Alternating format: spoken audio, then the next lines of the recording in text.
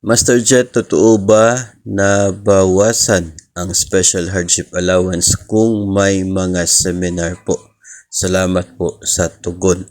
Tama po, totoo at talagang babawasan yung matatanggap mong special hardship allowance kapag mayroong mga seminar at yung seminar nangyari or ginanap outside doon sa station po ninyo, no?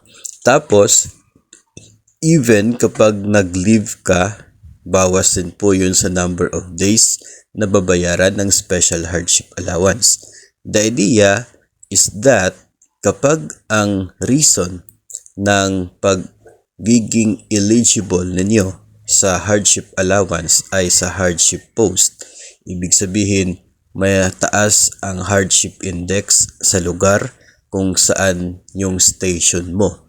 So kung nag-seminar ka, hindi ka naka-duty sa station mo, so hindi mo naranasan yung hardship index sa school, sa station, o kaya kapag nag-leave ka, hindi ka naka-duty sa station mo na eligible for the hardship allowance, kaya bawas talaga siya doon sa number of days na babayaran ng SHA.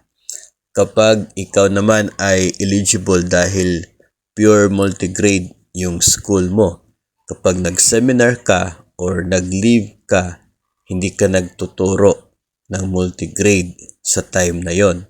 Kaya babawasan talaga yung matatanggap mong special hardship allowance. Yung computation kasi niyan, yung 1 month na sahod ng isa pong guro na eligible sa hardship allowance, kina-consider po na mayroong 22 working days in a month.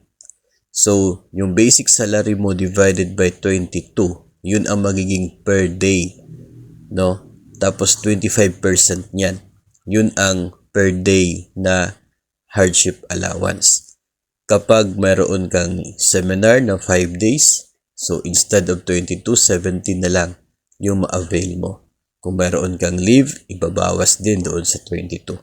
So, ganun po yung paraan niya, no? Kung gusto pong malaman more related sa special hardship allowance, pwede po ninyong i-check ang DepEd Order number 39 series of 2021. Nandoon po, no, yung listahan ng mga yung guidelines mismo ng hardship allowance, maliban na lamang doon sa hardship index na score, kasi binago po yun, no, binaba yung eligibility ng score na magiging makakatanggap sa hardship allowance. So yun po ang sagot natin sa tanong kung babawasan ba ang hardship allowance kung nasa seminar or nag-attend ng seminar ang isa pong guro.